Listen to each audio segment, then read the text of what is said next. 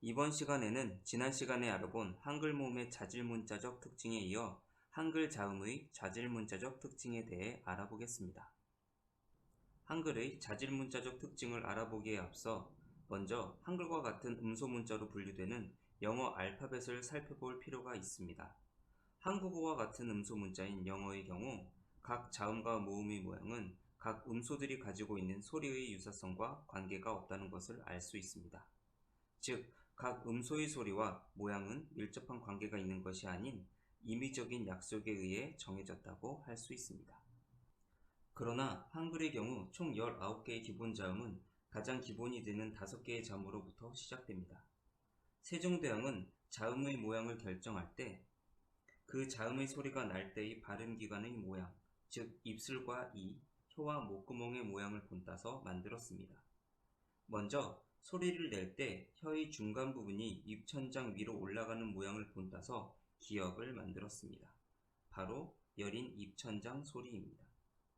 그리고 소리를 낼 때 혀의 중간 부분은 아래로 향하고 혀의 끝부분으로 윗잇몸을 건드리는 모양을 본따서 니은을 만들었습니다. 바로 잇몸 소리입니다. 그 다음으로 소리를 낼 때 입술을 닫았다가 벌어지는 모양을 본따서 미음을 만들었습니다. 바로 입술 소리입니다. 다음으로 소리를 낼 때 윗니와 아랫니가 붙어있는 모습을 본따서 시옷을 만들었습니다. 바로 이소리입니다. 마지막으로 소리를 낼 때 목구멍이 동그랗게 벌어져 있는 모양을 본따서 이응을 만들었습니다. 바로 목구멍 소리입니다. 세종대왕은 이렇게 기역, 니은, 미음, 시옷, 이응 5개의 기본 자음을 만든 뒤 비슷한 소리나 조음 위치가 같은 자음을 만들 때 기본 자음의 획이나 같은 글자를 덧대어 쓰는 방식으로 자음의 수를 늘려갔습니다. 이것이 바로 한글 자음의 증자 원리입니다. 특히 자음의 소리는 발음기관의 모양과 밀접한 관계가 있기 때문에 발음을 하는 것만으로도 자음의 모양을 기억해낼 수 있으며 이것이 바로 한글 자음의 가장 확실한 자질문자적 특징이라고 하겠습니다. 다시 한번 한글 자음을 살펴보면 기역, 니은, 미음, 시옷, 이응 5개의 기본 자음에 획을 추가해서 14개의 자음이 되고 기역, 디귿, 비읍, 시옷, 지읒의 경우 같은 모양의 자음을 덧대어 5개의 쌍자음이 형성되어 모두 19개의 자음이 되는 것을 알 수 있습니다. 한글 자음의 증자 원리를 알아보기에 앞서 먼저 히라가나의 증자 원리를 알아보겠습니다. 히라가나의 기본 자음은 성대의 울림이 없다고 해서 청음이라고 하고 카가 이에 해당합니다. 그리고 카에 성대의 울림이 추가된 소리를 표기하는 글자가 가이며 바로 청음과 구분되는 타금입니다. 히라가나의 타금은 공기의 흐름으로 생긴 성대의 떨림이 원인이기 때문에 영어의 유성음에 해당한다고 할 수 있습니다. 반면 한글 자음의 첫 번째 증자 원리는 약한 소리로 시작해서 점점 강해지는 방식으로 일본어의 히라가나와는 차이가 있습니다. 오늘은 한글의 가장 첫 자음인 기역으로부터 증자가 되는 과정을 알아보겠습니다. 기역은 기역 계열의 자음 중 가장 기본 글자이며 가장 약한 소리라는 의미로 평음이라고 합니다. 그리고 기역을 조금 강하게 발음하면 기역보다 조금 더 강한 소리라는 의미로 기역에 한 획을 추가해서 키읔이 되며 기역보다 더 강해졌다는 의미로 격음이라고 합니다. 키읔보다 더 강한 소리는 기본 자음인 기역에 기역을 하나 더 추가한 쌍기역이며 가장 강한 소리라는 의미로 경음이라고 합니다. 한글의 경음은 가장 강한 소리이기 때문에 입 밖으로 공기가 새어나오지 않도록 발음하는 것이 중요합니다.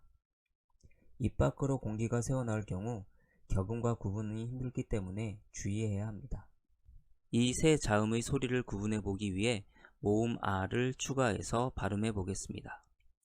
가, 카, 까. 사실 제가 가를 발음할 때 일본어의 가에 가깝게 발음했습니다.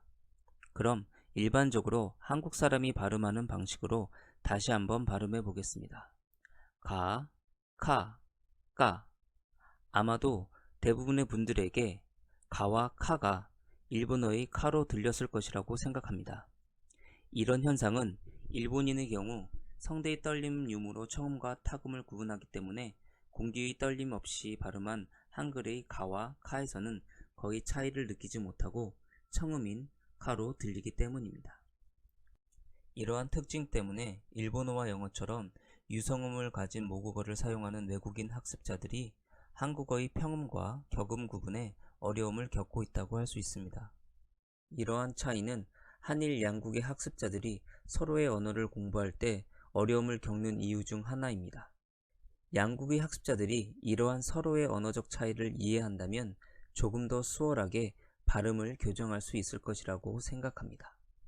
한글 자음의 두 번째 증자 원리는 여러 자음이 조음 위치가 같은 곳에서 발음되는 경우 기본 자음에 획을 추가하는 방식으로 글자를 추가한다는 것입니다. 니은은 혀가 잇몸에 닿아서 발음되는 잇몸 소리 중 기본이 되는 글자입니다. 그리고 같은 잇몸 소리이면서 소리가 다른 디귿은 니은에 하나의 획을 추가해서 만들어진 글자입니다.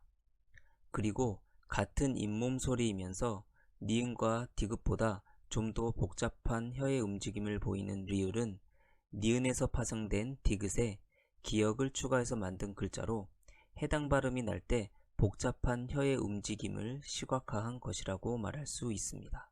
그럼 해당 글자들의 발음을 확인해 보기 위해 각각의 글자에 모음 아를 추가해서 발음해 보겠습니다. 여러분들도 한번 따라해 보시기 바랍니다. 나, 다, 라. 여러분들도 느끼셨겠지만 나, 다, 라를 발음하는 경우 혀 끝이 윗 잇몸 부분에 닿는 것을 느낄 수 있습니다. 이렇게 한글은 조음 위치가 같은 경우 조음 기관을 본따서 만든 기본 자음에 획을 추가하거나 획을 추가한 글자에 다른 자음을 추가하는 방식으로 글자를 만드는 방식을 사용했습니다. 그에 반해 영어 알파벳의 경우 조음 위치가 같더라도 글자들의 모양에서 그 어떠한 규칙성이나 연관성을 찾아볼 수 없기 때문에 영어 알파벳은 음소 문자라고 할 수는 있지만 한글처럼 자질 문자라고는 할 수 없는 것입니다. 지금까지 여러 차례에 걸쳐 한글의 역사와 한글의 제자 원리에 대해 알아보았습니다. 개인적으로 저는 이번 특강을 통해 한글을 모르시는 분들께서는 막연하게 어렵게만 생각했던 한글에 대한 오해가 풀렸기를, 그리고 이미 한국어를 공부하고 계신 분들께는 헷갈렸던 각 글자들의 차이를 조금 더 이해할 수 있는 기회가 되었으면 하는 바람입니다. 다음에는 조금 더 쉽고 재미있는 강좌로 찾아뵙겠습니다.